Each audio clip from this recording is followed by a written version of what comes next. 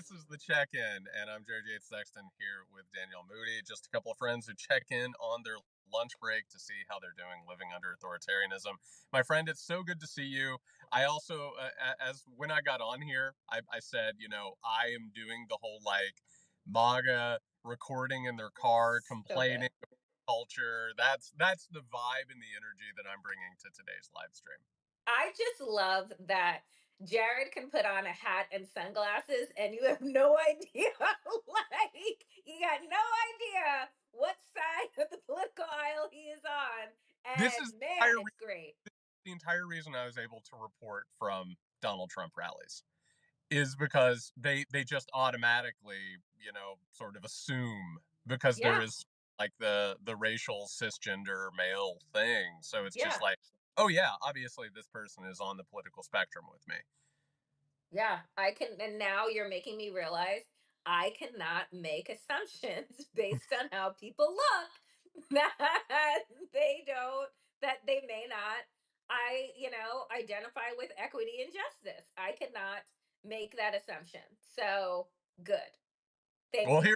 here we are. So Here we yeah, are. if in case anybody wonders, this is the going into a rally or out in the world like sort of disguise that I wear. How are you doing, Danielle?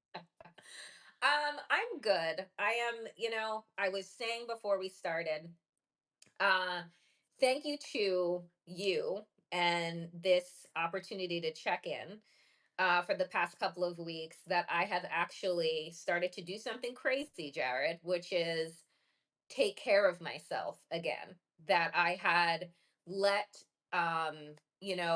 my, and I say self care, but it really just is, I'm going to start calling it nervous system management. That I had let my nervous system management slide, which then allowed fear to seep in, which allowed anxiety to seep in. And then they became this self fulfilling kind of snowball. And over the last couple of weeks, I have started to get outdoors again. The weather is really gorgeous here. Not right now because it's raining, but get outside again, go walking again, meditate again, start reading for pleasure. Something crazy again, and just get back into like my body in a way that I haven't been. And I was saying to you that I was having like serious physical ailments that were starting to arise because of the lack of nervous system management. So I feel like I am healing again. I'm so glad to hear that. I really can't tell you because we were talking about a little bit before we started recording. When you start doing that, and by the way, the nature aspect cannot be underrated. Like it Cannot be. because we forget we're animals and Hmm. we are living in an artificial society, and the way that things are set up, it is completely unnatural. I mean, if you even think about, we mentioned like last week, like working out. A large part of working out is trying to simulate the physical activity that you would have if you were living in nature, right? Yes. Like, it's Yep. just sort of thing that we do in order to take care of ourselves because we have this society that is so artificial and so exploitative. And I think when you start naming it and when you start talking about it, and again, it's like, in a way, if you didn't have an authoritarian regime, right? If you weren't living in this obviously corrupt, exploitative, tyrannical society, you can kind of not think about it. Do you know what I Hmm. mean? And Hmm. and you think a lot about what people used to say before Donald Trump. They'd say, "Oh, I miss when I had a president that I didn't have to think about." Right? Yes. And it was the idea that if at least we had sort of the illusion of decorum and the illusion of normality, like you could get very focused on sort of living in this artificial environment Yep. and not thinking about the really awful things that were happening that shouldn't be happening. You could, I mean, the 1990s is a great example of this. You don't get to this era without the 1980s and 1990s, where there was this idea, well, we have effective leadership. Yeah, it's a little bit ugly, but I can worry about making money. I can worry about my career. I can worry about all of this. And that autopilot that we talked about last week, where you're not thinking and you're basically dissociating through life, that doesn't allow you to actually nurture yourself and take care of yourself, because you're foisted into this environment where you're just kind of like in a stream, right? And Yeah. it's going very quickly, and the next thing you know, you look up and think about how many people, like, they retire and they're unhappy because they weren't able to find something in their lives that they could like spend time with and do, you know? And so that sort of awareness is a gift in the middle of absolute barbarity, right? Like the idea that you can start to take a look at that and you can start to appreciate things, you can start to find the things that nurture you, and like you basically look at all of this and you say, you know what, this is kind of all bullshit. This kind of doesn't work. And honestly, I will say that for myself, the first time in my adult life that I actually did that, that said, like, huh, this isn't working. The way that I'm working is not working, is during COVID. Like Exactly. during COVID was, and again, folks, I say this from a place of privilege of I was not an essential worker. I was not on the front lines. I was able to be at home with my family, right? Like while my mother recovered from brain surgery, we were able to be together in our home, like with tons of space outdoors, like there were all of these levels that allowed that time to be a deep, restorative, reflective moment of why am I on this hamster wheel?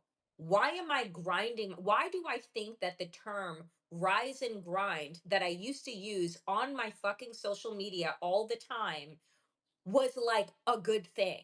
As an Why idea. did like why did I think that like hashtag hustling, hashtag like whatever, that kind of oh booked and busy mentality was like what one should be striving for? And because COVID, in the privilege that I existed in, allowed me to pause and really think as the rest of the world was pausing, I was like, so my body doesn't feel good. So, like, all of this casual numbing that I've been doing, like, is really affecting me and my spirit and like my physical well being. And it's all part of this quote unquote capitalist grind culture that tells us that our worth is attached to our productivity. And if we're not constantly producing, if I don't have 8 side hustles in conjunction with my main hustle, then like I'm not optimizing my 24 hours in a day. um so like so that was my discovery. What was it for you? And my friend, how are you doing aside from driving for a million hours? Well, actually, it was the exact same for me. And this is a little piece of Jared Yates Sexton lore. So my newest tattoo is actually a blue jay. Oh, And, cute. and it's Like cute.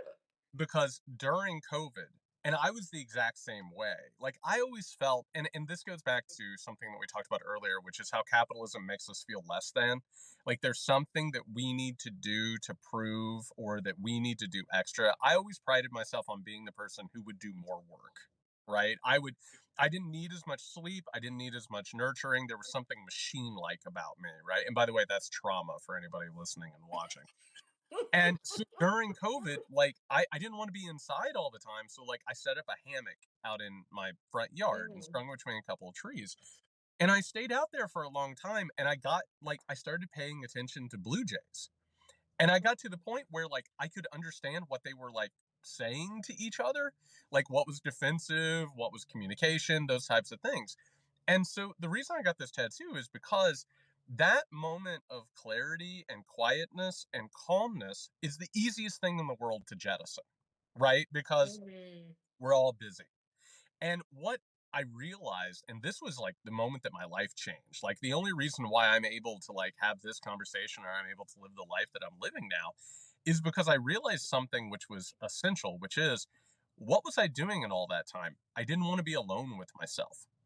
Because if you are alone with yourself and you have quiet and you're not on your phone and you're not working and you're not hustling or you're not, dissociating through any number of addictions or coping mechanisms, the problem is that you eventually listen to yourself. And Come there's on. and there's not always a good message there, Yep. right? Because there's a loneliness, there's a hurt, there is stuff that you need to work on. And like you just said, if you pay attention, you might realize you don't feel good and Yep. that you have been living in a way that isn't necessarily like aligned with your principles or your beliefs or even your best sort of self. And it goes back to the larger conversation that we're having, which is the biggest problem right now is the vast majority of Americans are not comfortable with themselves. They're not comfortable being alone. They're not comfortable like staying in a moment. They're not comfortable interacting with other people. They're not comfortable taking like a self inventory. And so as a result, everything possible, whether it's work or grinding or even violence against other people or worship of a cult figure, that allows them to not listen to themselves. Yep. It allows them to not consider, wait a second, am I happy or am I not? And I think it's important as we're having this conversation to think about the aesthetics of MAGA. And what are the aesthetics of MAGA? Everything is fantastic. Look at all of this gold. Look at all these purchases I have. Everybody at this point is like getting like they look weird, Danielle, because they don't like themselves. Because they And all got the same doctor. they exactly. And so it's like this weird sort of fabricated, like almost like laminated sort of look that they all have. And the aesthetics, they're trying too much. And the Yeah. reason trying too much is because they feel deep down, they know it, they don't listen to it, they don't like themselves, Yep. they feel good about themselves. So everything possible that they can do to get away from themselves, that's what they do. And that quietness that you're talking about is absolutely the most essential part of this is finding time where you're not doing too much, you're not disassociating, you're not coping, and you're just actually sitting and listening to yourself and figuring out who you are. Most Americans have no idea who they actually are. They're playing characters. That's why they're so absurd and like this weird caricature of what Americans are, right? It's just this they're kids play acting as a character that they want to be, and meanwhile they're never ever sitting with themselves. And it's in the advent of social media over the last 20, what I mean, where are we now? I guess it's 20 years. Is it 20 years since the beginning of Facebook, Instagram, all of these things, is that it has perpetuated the external, right? Exactly. The external need for validation, right? Right. Look at me, like if I post this picture then and I get 100 likes, that means I'm pretty. If I post this thing and people respond to it, then it means that I am worthy. And so what social media actually did was amplify and accelerate the need for validation that we were seeking externally, rather than creating the quiet necessary to really get to know ourselves. Right. Everything, whether it be like hyper capitalism, patriarchy, is always about being defined from the outside. And then you believe that what you are being defined by the outside is who you actually are. And I think, going back to what you said about people like in retirement, there's a reason why when people retire, some folks die within like the 10 years that they have retired, because their entire value system, the value that they had in All of it. themselves, was all of the external things that they were doing and the ability to produce. So Right. if my only value is what I can offer and what I can produce, and not in just being who I am, then the moment that that is taken away, or the moment that I give that up, there's an emotional and spiritual disorientation that I think that takes place, that results in early death, right? Exactly. And not necessarily because people are ill, but because they have been filled with what my mother constantly breaks down for me as dis-ease, right? And the dis-ease in self, the dis-ease in our spiritual connectedness and alignment, creates disease. And then that is the self, like the perpetuation of, right, this me as a product, this me as a cog, not this me as a human being that like requires and needs introspection, needs quiet, needs reflection. Well, and by the way, I'm so glad that you brought up the social media component, because what is that? It's an evolution of everything that we've been living under our entire lives, right? It's just the more immediate part of it. And you brought up like the idea of like posting these things or doing whatever. What's a like on social media? It's dopamine. You get an immediate rush of being noticed and being seen. We really need to always lay our cards on the table. Like I went like super viral multiple times, and like the only reason we're having this conversation is because at a weird period of time I went viral, and as a result I was either going to like learn what I was doing, or I was just Right. going to chase that, right? And so, what happens when you post something like a manicured photo of yourself, or you have like this aesthetic, right, of a perfect life that everybody will possibly want? Well, if everybody likes it, yeah, you get a dopamine hit from it. But what's happening unconsciously, Danielle, is there's a cognitive dissonance there. They're liking something I'm not, right? So, what does that do? That does a Mm. it does a cycle of, oh, I'm not actually the thing that I'm portraying here. People are seeing a version of me that's not real, and that causes a huge problem. And so there's an anger, there's a self loathing that comes from it. And meanwhile, what are you doing? You're running from who you are. You're running from like what your actual essence is. And so we have one of the biggest mistakes I think that has happened in modern history is this belief that the internet or social media is just something that we don't need to think about. It's Yeah. just it is, but it's driven by the same capitalistic reasons.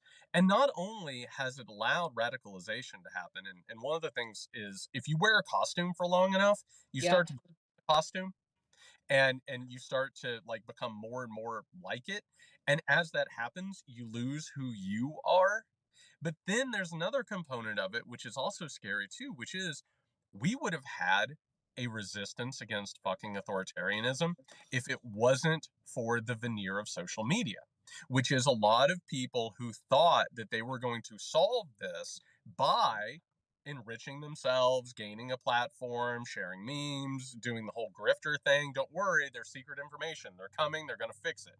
And so now, not only is it MAGA that's lost in themselves in like a radicalizing way, there's a bunch of other people who are so like engrossed in that that they feel like they're practicing actual politics, but they're not. They're actually feeding the machine that is causing the problem in the first place. And then the answer, and not to go ahead and reveal something you were talking about, is to take off your shoes and walk around in In the grass. grass, like, so here, so I'm gonna be, I love this because I love everything that you said, and I want to offer something that is vulnerable for me to do. The other day in therapy, I said to my therapist, I left working for other people, I left working for a firm, I left working for organizations, and I decided to work for myself because I wanted the autonomy and I wanted to know that like my integrity wasn't going to be challenged by the decisions that an other entity was going to take on.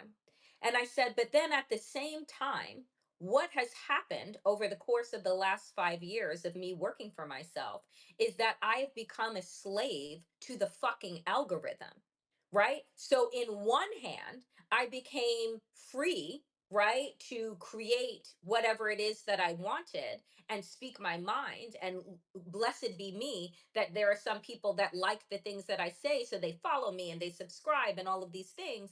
But then it's like, you're not creating enough, you're not putting out enough. How many videos did you put out today, says YouTube whispering in your ear? How many pictures did you post, says Instagram? How many things did you, oh look, your numbers are falling because you're not and then all of a sudden, right? I found myself constantly pumping out content to the point where this area that I'm in my apartment was the only area that I was in my apartment, because I could look up and realize I hadn't left my house in 2 days. Right. And I'm not exaggerating, right? I had a neighbor who sometimes would leave the package downstairs instead of bringing it up to my door just to see how long it would be until I left the apartment. And he's like, this is a problem, right? And so it's really the awareness, the consciousness with which we move through our lives is incredibly important, particularly when we think that we're giving up one bad thing, one negative thing, and moving in another direction. Because for me, literally, the grass was not greener on the other side. And now I'm in a place of what is enough, right? Like, what is enough content to produce where I feel like I am providing an offering versus an onslaught of information that no one is actually taking in, right? Versus like, how am I also feeding myself and not just this algorithm that you can absolutely get caught up in? And that's like the place that I'm finding myself right now, which is, you know what? Let me like take some steps back because, as Jules just said, on a constant loop. It was like on this constant, crazy matrix loop that I found myself in. And then I was just like, oh, we need to pull back for a moment. Absolutely. And by the way, I have a couple points on this because I think what you're touching on is another one of those aspects of this current moment that most people don't want to trouble, right? Which is, activation, which is like the state whether it's dissociative or whether it's like being like frightened and fearful and making deals with fascists or joining fascists. A large part of it has to do with the fact, and think about conspiracy theories, right? This idea that there are like shadowy cabals that are running everything, which by the way is the wealth class, but that's neither here nor there. But You're like, because it exists, but not in the because way that people think. which the nature of conspiracy theories, for the record, if anybody's keeping track at home, is when Kernel you of truth. take the onus off of capitalism and you put it onto something else. That's the right wing conspiracy theory since the advent of capitalism, period. It's saying there's a problem. Oh, it's not capitalism, it's these people. But here's the other aspect about it, and this is the wild thing. We feel like we're being controlled. We're saying there are these shadowy cabals. We are being controlled. And not Yep. just by capitalism, but there is an algorithm that we can feel. And it feels Yes. like we're on strings because we are. And it's this new feeling that has only emerged in the past few years with the arrival of surveillance capitalism, which not only tells you like what you should buy, it doesn't only target you, it changes your opinions, it can affect your emotional state. And by the way, what do we do on all these social media platforms? If we're not careful, we're feeding an algorithm that tells us what it wants. And if anybody Yes. has this, go over to youtube.com right now and look at everything that's being offered. Look at all of the pictures that are there, and that people have figured out what it wants, so it gives it. And it's like a black hole that just continually crunches everything into meaningless. So here's the other thing, and I'll just go ahead and say it because I'm feeling a little bit chippy and I'm here with a friend hanging out talking. You might have noticed that there are a lot of people who resist fascism who, Danielle, they were totally quiet a couple of years ago when Come Gaza on. was getting bombed. Hmm. They want to talk about not oppressing people, not hurting people, not killing people, but man, people were dying left and right in Palestine and nobody wanted to talk about it. And why? It was because they didn't want to upset a subscriber base. They didn't want to lose opportunities in the media. They didn't want to lose what they had. And here is where this works. First of all, there's no being ethical under capitalism. We're always having to, in some way or another, work within a machine that we find disgusting. But when you find freedom, it's when you say, I don't care if people unsubscribe. I don't care if people turn me off. I know what is wrong, I know what is right, and I'm not going to sit around and feed a machine that is odious. If I and that was a thing, Danielle, that was really Yep. scary. You talked about leaving a job. I left academia, and Hmm. leaving academia, I had tenure. I, Oh you know, God, nobody ever does that. I had tenure, and by the way, I lived in a red state in which like I knew that the government was starting to look at me, which was another situation. So then I had a choice, which was, do I change and not lose this lifetime job that I now have that I worked so hard for, or do I bet on myself? And Mm. what ended up happening, and this is what MAGA will not do, and this is what a lot of white America will not do. You have to make a choice. Are you willing to lose things in order to save your soul? And if you're not willing to do that, quite frankly, you are going to continually compromise yourself. You're going to either join the fascist or you're going to collaborate with the fascist, whichever. And by the way, those two things are very close to one another, but that's neither here nor there. And you have to make a choice, which is, I work very hard. I hope people will appreciate that I am saying the thing that I believe and that they'll come along.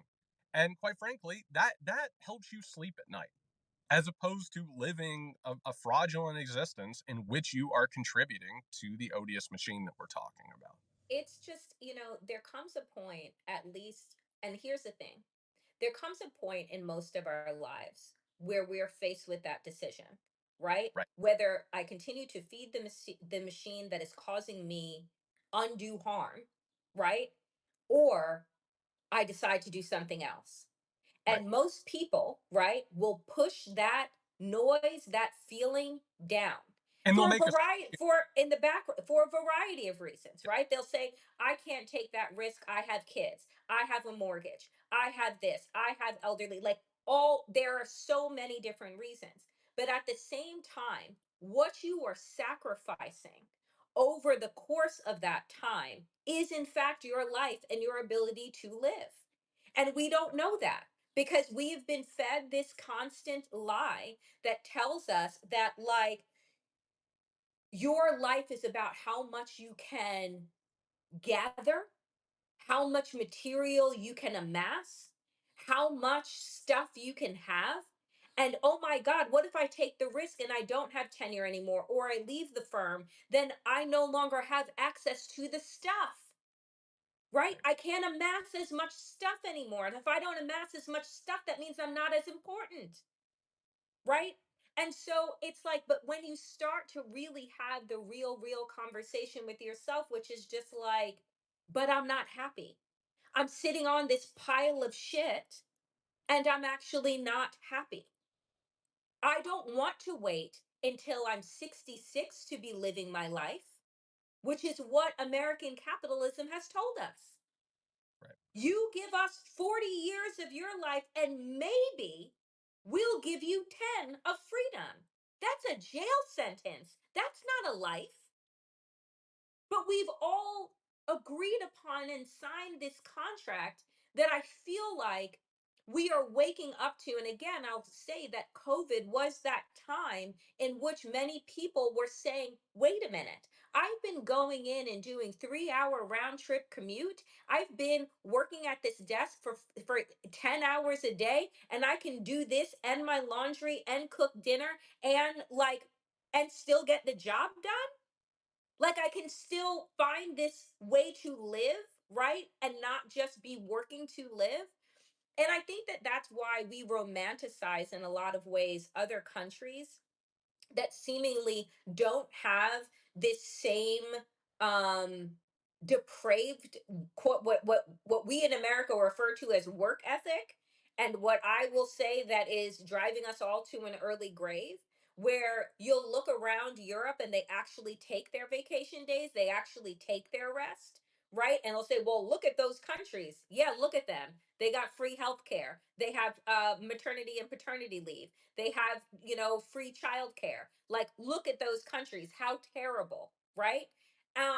But we have really been fed this rope a dope of what living and what success is and what wealth we should be aspiring to. And that's why we've turned these billionaires into some type Right. of idols, right? As opposed to recognizing how did they amass so much and yet they do very little of the actual common good. But because we've been told to worship at the feet of celebrity and wealth, that is what has created this vicious cycle that has us working ourselves into the ground, sacrificing our lives in this desire to meet this obscure goal we're never going to get to. No, and one of the wake up moments for me, so I come from a rural town in the Midwest. And one of the wake up calls for me, and I'm sure you've had this, it's like a season of death. It's like where a bunch of people die and you're in a bunch of funerals for like a couple of months, right? And it was sitting in one funeral after another where like the patriarch of a family would die. and it would come time for the eulogy. And what would they say about the patriarch? They'd say he provided for his family. They might throw in, "Oh, he liked the St. Louis Cardinals." You know what I mean? Like just these little things. And Yeah. essentially what ended up happening was something that happened in my family, which is full of laborers, which is when they talk about themselves, they're like, when I die, just throw me in the ground. Don't worry about it. Because the only thing that they have to offer is their ability to earn and quote unquote put food on the table. Think about now billionaires, right? Have you ever heard a single person talk about a kind thing that Elon Musk did for them? No. Not once, right? If No. people laud Elon Musk, they say, "Oh, he's doing this project. He's trying to get us to Mars," which is bullshit. He's not going to do that. Or he created this. He didn't create anything. There's nothing to say about the person because the only thing that they have to offer is that they are an effective cog in a capitalist machine. That's it. So basically, what you are saying is this person succeeded because they did their job within capitalism the correct way. That's it. And what ends up getting lost in that is the human component of it. Yep. It's empathy, it's the caring, it's the connection. Like if you are someone who like provides for a family and you don't know your family, you're basically someone who just like exists to go out and do work and then come back and deliver the money. Like there's no human Mm. that's not actually living and connecting with others. And I think a lot of people, and again, laying cards on the table, I think we all have these components to it. We're not just talking about MAGA. Think about the democratic problem, which is, well, I'm not taking a stand here because I need to keep political capital and I'll do better if I stay within the system, right? I can make a difference if I'm here. And that kind of fear and that kind of bargaining, it still eats away at the soul. It Yep. still takes away from that ability to do it. Like, for instance, every conversation like this one, I walk away from it feeling rejuvenated. I'm not giving something up, right? I'm what I'm doing is I'm building myself up. I'm connecting with a person that I care about and I'm engaging in like true honest intimacy. That doesn't take away. That bargaining, it takes away and away and away. And I think you and I have spent enough time around politicos and enough Yeah. time around the lanyard class and media members for the record, as long as we're going ahead and drawing a circle, they are so secretly wedded to their jobs and so focused on their jobs that it's almost impossible sometimes to have a conversation with them that's human. It's a transactional conversation. It's It's why I left DC. That's it's why I moved. it's disgusting. It Yeah. really because Yeah. as you're having a conversation, you feel like you're being sort of sized up. Like, are you going to be able to help me? Are you going to be able to help me Yep. get here? And then on top of it, it's like just this constant churn. And you realize as you talk to them, and what is it, West Wing, the walk and the talk? What is that? It's the transactional on the movement performance of being around power because they Yes. don't stop, they don't talk. It's a constant churn. And again, Danielle, to bring it back around, they don't want to be alone with themselves because Mm-mm. there's nothing underneath there. That's why they make these deals with fascists. That's, for the record, why they cover up people who aren't well and don't get them to resign. Because if that went away, what would they have to do, Danielle? They would have to be alone for a minute. And they can't do that. And the rest of us are suffering because that type of stuff is continuing to churn and continuing to happen. I have begun over the last couple of years, and again, I'm very honest about when I fall off the wagon and I get back on the wagon of like alignment. That the only way to credibly fight fascism is to, one, consciously manage your nervous system. That does not mean to become a political ostrich and bury your head in the sand or pretend that bad things aren't happening. It's to acknowledge those things and then to recognize what are the ways in which I need to care for myself as we move through this moment. The other thing that I believe is community. The isolation is killing us, right? The isolation and the transaction of it's killing us, right? And I think like a lot when you were talking about, the funeral season, The problem, when we really want to examine what is happening to this country with MAGA, the problem is men. The problem is men that have been so disconnected from their emotions, so disconnected from themselves, so much so that they were fed a line that, again, the only value they have is what they can bring to the table, right? What I'm putting on the table, what I am providing, what I am doing. And outside of that, we don't want you to cry. We don't want you to feel. We don't want you to talk. None of those things. Like, it is sad to me to arrive at a funeral of a man to hear only about the things that he was providing and none of the things that, like, you actually had an exchange and learning and doing. And so there is this toxicity, this lack of emotional and spiritual wealth that has eaten at men in our society, that now they are to a point where men and boys, they look to Donald Trump as an aspiration. Right? Like, look at what he has, the women, the gold toilets, like the power, all of these things. Meanwhile, the man is an empty vessel, right? Meanwhile, he is so empty and hollowed out. But that's what we've done in so many ways to ourselves through capitalism, but in our culture, what we have done to men, right? And then because men have no way to really exercise and understand the various emotions that they have, then what does that turn into? Aggression and violence that is Right. either that is taken out on everyone around them. And now we are seeing that happen at the largest, right, level of our society, are all of these unhealed, wounded boys that actually never have matured into manhood. And now this is the result of it. This is what our society has become. And by the way, that's the essence of fascism.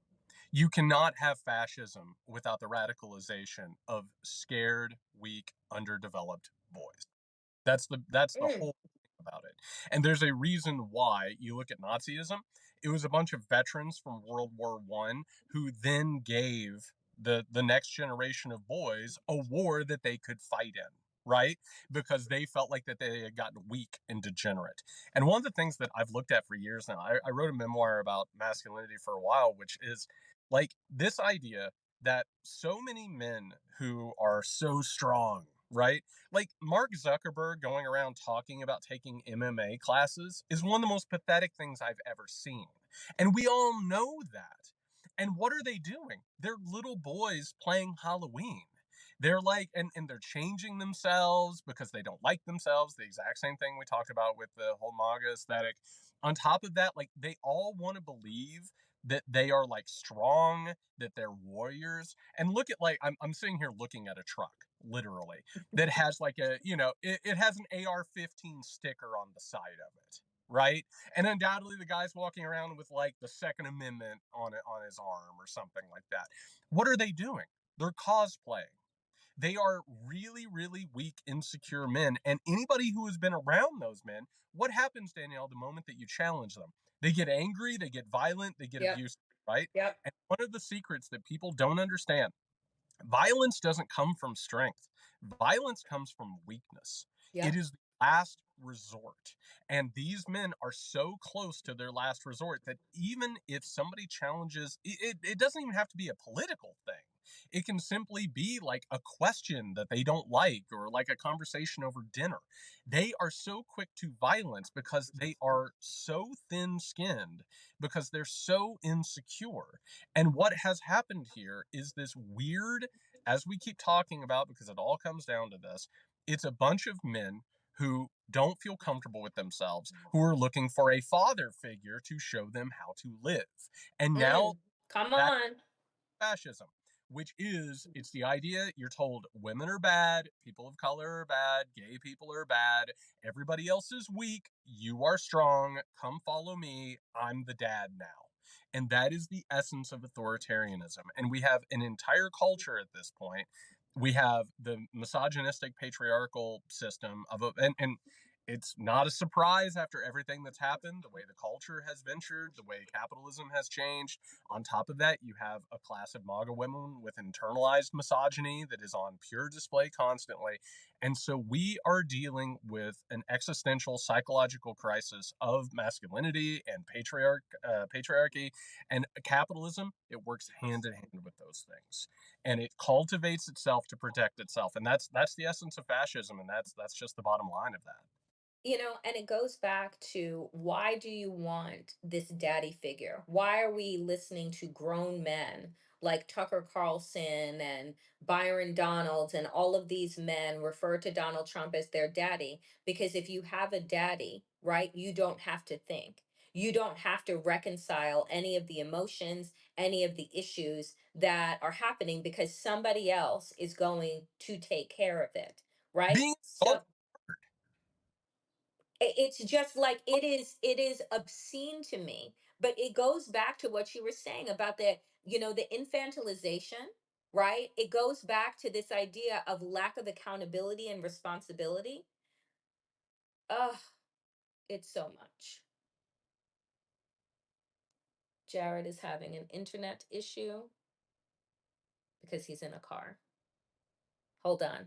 Jared just dropped. I'm certain that he will come back. But this is the issue, friends. Is the fact that it is infantilization. It is the lack of accountability. It is the reason why MAGA hates so many different people that show up authentically as themselves. I'll work you through this for a moment while we wait for Jared to return, which is, why do they hate trans people so much? Why does MAGA hate trans people so much?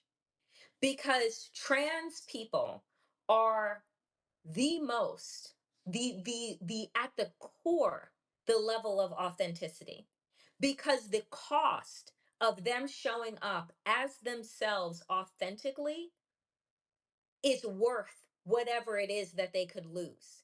And that level of authenticity, when you are met with that, when that is shown to you in a mirror, it is too much to bear when you have been living your life as a fraud. That, like, so it is like, you look at them and you look at the bills and the legislation. They spent $250 million during the last campaign season on targeting 1% of the population. 1% of the fucking population. They spent that amount of money targeting, because that authenticity, right? That ability to show up in your skin, that courage, that bravery, challenges the very fraudulent nature of who these people are. So you have to, right? You have to then have this space in place where you can put those people in a box so that you can continue to create the alternate universe that you want to live in. And that, to me, is why MAGA hates trans people so, so very fucking much. It is obscene and it is absurd and it makes absolutely no sense. But when, oh, Jared is back. Hold on. Jared, can you go to the link then to join? Because you're joining as a watcher and not as a. How do I let you back in? I don't know. Hold 1 second. Does anybody know how to let folks back in? Let me add you. Oh, I'm doing it. I'm adding you. I figured it out.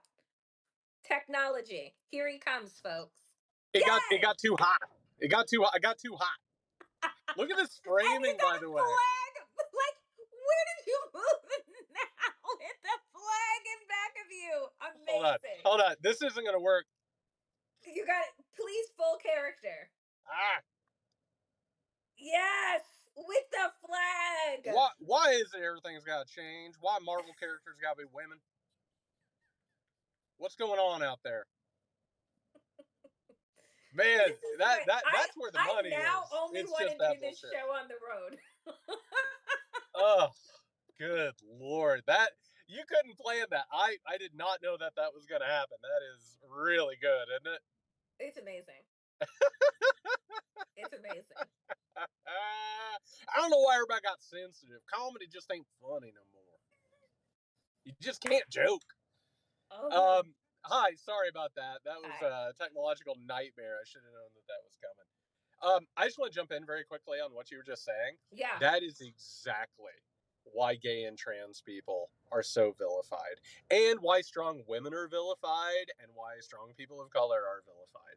And it's because it makes them feel absolutely terrified, because people who do Yep. not have the inherent privilege, that they make them incredibly uncomfortable, and particularly anybody who's able to express themselves and is able to have their own thoughts, because they want to be children.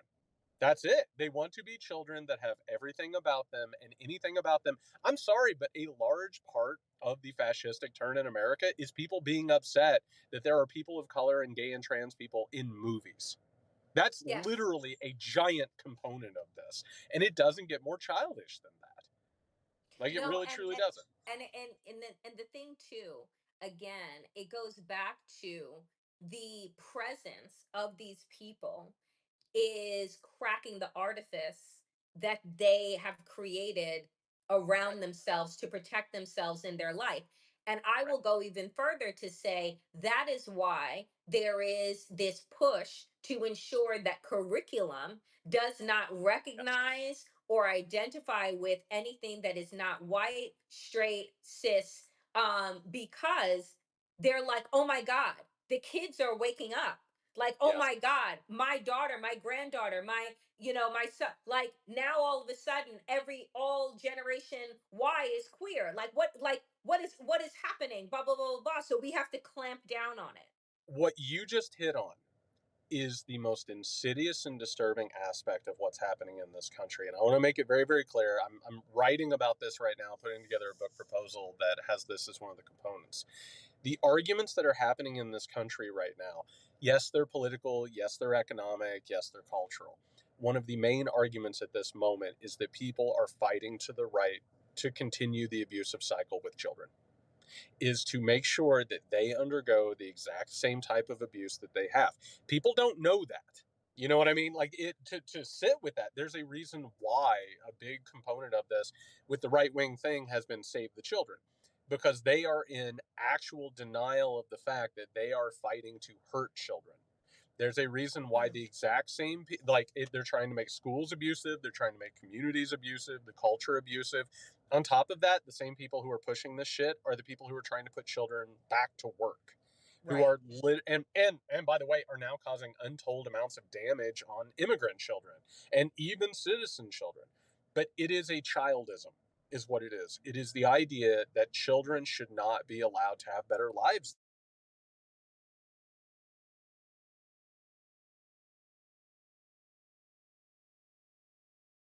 See that they internal, I mean, how many times have you seen online, they spanked me when I was a kid and I turned out great? And it's like, no, you didn't. Actually, Like, right. actually, it is actually a fight right now to stop a cycle of abuse and stop children from being abused like past generations are, which is why those generation schisms happen. Is because if they have to realize that kids deserve better or generations deserve better, they have to look at who they are and what they went through, and whether or not their parents treated them well, and whether or not their communities treated them well, which they don't want to do. And it's an argument over whether or not the abusive cycle continues and actually worsens. And here's the thing too. This comes from a party that is fighting to bring back child marriage, Yep. that has in states that are trying to lower the age once again for marriage to something obscene like 16, right? That 14. is that. Walsh says 14. Right. That Yeah. in Alabama, where they've done away with children's protections as it pertains to working. Oh, you can work 40 hours a week at a plant and then go to school because all you need to do is learn writing, reading, and arithmetic, and that's it. And it is because the children have questions. Yep. The children have questions, Jared, and they have autonomy, and they don't want the children to have questions. So if you are abused, right? If you are shrunken, if you are beaten down, then guess what you don't do? You don't question because you know who has the authority and who has the right, and that you are not a sovereign individual. That is the ownership that they have wanted to continue throughout the course of time, is that I own these children. Right. And what is the and for people who don't know this history, one of the reasons why the social movements of the 1960s and 1970s happened was because there was a rebellion against the idea that when you went to college, the college was supposed to be your parent. That was actually a policy that you were going to go when you went to school, when you went to college, you were going to continue to get the same cultural education and discipline that you had back home. And so then all of a sudden people start saying, no, I don't want this. I'm an adult now. And I'm sure that there are some people watching and listening who have parental relationships in which it doesn't matter how old they are, the parents are still trying to control them and still trying to get them to think the way that they do. That's where a lot of this battle comes from. And the right wing at this point, and it has always been the case, is trying to maintain control over subordinates and over children and over marginalized parts of society. And what has happened, we say the word wokeness, which is a catch all. It's the idea of, hey, if you go to school and you're able to be your own person and you're able to figure out who you are, and maybe the name that you were given is not actually your name, or that you look at history and all of a sudden you're like, hey, wait a second, I heard some really gnarly shit, is that true? It's shut it down, right? Yep, Shut it down at shut all it costs. down. And you have to be made to be disciplined within the framework that these people want. There's a reason why it's an existential crisis for these people, because they feel like life is falling apart for them. They feel like their control over culture and education is moving because people are waking up, which is one of the reasons that they attack the things they do. It is about continuing that cycle. And I think, somebody asked in the comments, and we have a couple of minutes left, of like, well, how do we fight this? And the fact is, we go back to the beginning of this conversation. You begin to fight it on an individual basis, which starts out as, right, this nervous system management, understanding that the anxiety, the fear, the depression that we are feeling, right, is part of a long-term strategy of how you break down people's will and their hope, right, in a possible future that doesn't have control, as like, as the only way to be, right, is to be controlled. Either you're a part of the establishment or you're abused by the establishment, are the only two, right, real decisions that our society is giving you. So it's to do that, and then it's to really build community, right? Like, that's the whole point of these conversations, is to not just, oh, Jared and I just talked to each other about our accolades and like, oh, what's your upcoming project and what's this, that, and the other thing, and tell me what your feelings are about Biden and blah blah. No, right? Like, we're real people living inside of this moment. We need to have real conversations. We need, like, vulnerability is the tool against this kind of like hardened calcification, and this just like lie that these people are living inside of, right? So the more honest we can be with ourselves and each other, the more real we can be, right, is to then build cracks into the artifice that MAGA has created. It started with their alternative facts, and now they've created an entire alternative universe that they're trying to pull us into. They're trying to suck us into it.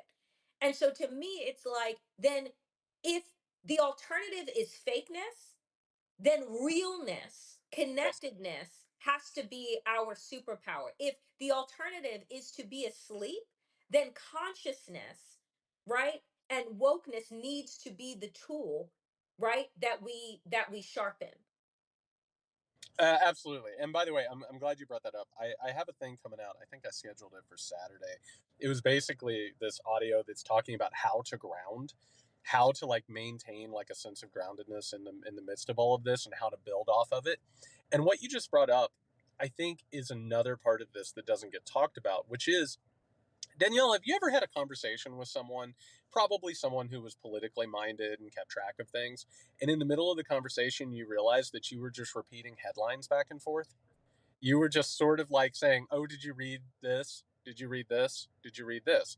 And in the midst of doing that, what are you doing, Danielle? You're actually not talking about the components underneath of it. You're not actually talking about anything that's happening, right? You're being prescribed a conversation and a personality and a perspective. And if you are going like that, you're never going to join other people to work on things because you are just living at that point, right? You're surviving, you're not thriving, you're not coming together with people, and it will absolutely ruin any type of coalition building. You have to be aware, you have to be alive, you have to be curious, and you have to be vulnerable. And again, going back to the idea, like we're able to have this conversation because we trust each other and we care about each other. You're not going to be able to do it with everybody. No. It's not, there are going to be some people who are going to be like soft allies, that maybe they'll show up at a protest or maybe they'll vote for the right thing, but you have to take care of yourself in the middle of this, and you have to become more discerning about how you go through the world and how you interact with people. And that's difficult because we're not taught to do that. We're taught to get along to go along, or on the alternative side with fascism, we're taught to crush the people who disagree with us and challenge us. And so, like, that is like a completely different type of skills that we have to learn right now. And that's it. I mean, that's again, that's the reason why we're doing these conversations. That's why I think that it's so important to model how to be in conversation, how to be vulnerable. Because it to me, it is the only true way forward.